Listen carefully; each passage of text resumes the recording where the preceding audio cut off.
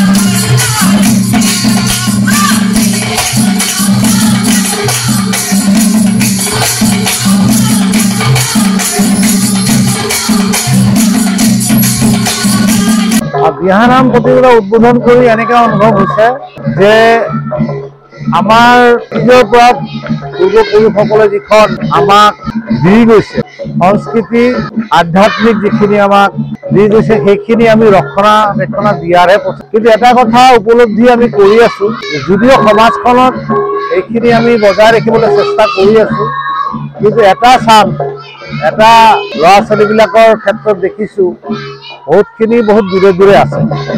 তেওঁলোকক আমি আনিব লাগে আৰু গোটেই অসম বুলি নহয় গোটেই ভাৰতবৰ্ষতে এই ৰাসলীলা উদযাপন হয়ে। শ্ৰীকৃষ্ণৰ ৰাসলীলাই আচলতে আমাক যদি আমি আধ্যাত্মিক লগত আমি যদি জড়িত হৈ থাকোঁ, যে মানুহৰ মন মস্তিষ্ক সকলো সুস্থ থাকিলে বেয়া কৰ্ম কৰাৰ চেষ্টা আমাৰ নহ'ব আৰু এই ধৰ্মৰ লগত থাকিহে আমি এটা সুস্থিৰ সমাজ গঢ়িবলৈ চেষ্টা কৰিম। নমস্কাৰ। ৰূপালী জয়ন্তী বৰ্ষ নিজ গৰুবন্ধা ৰাস মহোৎসৱৰ গতিকে 3দিনীয়া কাৰ্যসূচীৰে এই ৰূপালী জয়ন্তী বৰ্ষটি উদযাপন কৰিবলৈ আগবাঢ়িছে। প্ৰথম কাৰ্যসূচী পতাকা উত্তোলন ইতিমধ্যে শেষ হ'ল আৰু ইয়াৰ পিছতে জিলাভিত্তিক যি দিহানাম প্ৰতিযোগিতা, জিলাখনৰ বিভিন্ন ঠাইৰ পৰা দিহানামৰ দলসমূহক নিমন্ত্ৰণ জনোৱা হৈছে। গতিকে এটা আধ্যাত্মিক পৰিৱেশৰ সৃষ্টি কৰোৱা হৈছে এই নিজ গৰুবন্ধা আৰু দিহানামৰ দলসমূহ আহি ইয়াত উপস্থিত হৈ এটা বৈকুণ্ঠপুৰীলৈ পৰিণত কৰিব বুলি আমি আশা ৰাখিছোঁ। আৰু দ্বিতীয় কথা হ'ল যে অহা কাইলৈ আৰু পৰহিলৈ মহাৰাস অনুষ্ঠিত হ'ব। একোখন সুন্দৰ নৃত্যনাটিকা ইয়াত অনুষ্ঠিত কৰিব। গতিকে নৃত্যনাটিকা আমাৰ স্থানীয় শিল্পীসকলে ইয়াত আগভাগ লৈছে। গতিকে মহাৰাসৰো বিভিন্ন শিল্পীসকলে ইয়াত আগভাগ লৈছে। আমি ভাবোঁ এটা সুন্দৰ পৰিৱেশৰ মাজেৰে এটা সুন্দৰ অনুষ্ঠান ৰাইজে উপভোগ কৰিবলৈ পাৰিব। গতিকে সকলোকে আমি আহ্বান জনাইছোঁ আমাৰ এই অনুষ্ঠান ভাগলৈ অহা দুদিনৰ যি কাৰ্যসূচী, এই কাৰ্যসূচীত সহযোগিতা আগবঢ়াই আমাক উপকৃত কৰিব।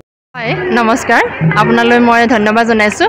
আজি দিহানাম প্ৰতিযোগিতাত উপস্থিত থাকি খুবেই ভাল লাগিছে। এতিয়া পৰ্যন্ত 4টা দল গৈছে আৰু খুবেই সুন্দৰ পৰিৱেশন। যিহেতু আঞ্চলিকভাৱে চাবলৈ গ'লে আমি খুবেই সুন্দৰ দেখা পাইছোঁ।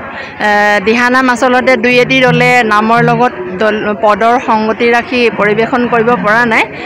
যেনেকৈ হ'লেও তালমান সংগতি ৰাখি দিহানাম পৰিৱেশন কৰিছে। হয়, মই আজি 9 চনৰ পৰাই দিহানামৰ চৰ্চা কৰি আহিছোঁ আৰু মই যিমান দূৰলৈকে অসমৰ ৰাইজে হয়তো চিনি পাব, লুলুমণি দিহানাম বুলি মোৰ এটা ইউটিউব চেনেলৰ দ্বাৰাই সকলোৱে মোক আজি চিনি পায়। মই ঠিক তেতিয়াৰ পৰাই দিহানামৰ চৰ্চা কৰি আহিছোঁ আৰু দিহানাম শুদ্ধ ৰূপত কেনেদৰে প্ৰচাৰ প্ৰসাৰ চলাব লাগে। আৰু মই হ'লেও ইমান সংস্কৃতি বহল পথাৰখনত যিমানখিনি শিকিছোঁ তাৰ মাজত সামান্য কোন এটাহে শিকিছোঁ। সেয়েহে যিমানকণ শিকিছোঁ মই বাকীসকলেও মোৰ ওচৰে পাঁজৰে বা মই আজি অসম ভিত্তিত যিমানবোৰ দিহানামৰ প্ৰতিযোগিতাত বিচাৰক হিচাপে গুৰু দায়িত্ব পালন কৰি আহিছোঁ, সকলোতে এটা শুদ্ধভাৱে দিহানাম প্ৰচাৰ প্ৰসাৰ হোৱাটোৱে কামনা কৰোঁ। ঠিক আজিও মিছামাৰী অঞ্চলতো খুব সুন্দৰ পৰিৱেশন। পিছৰকেইটা দলো দেখা যাওক।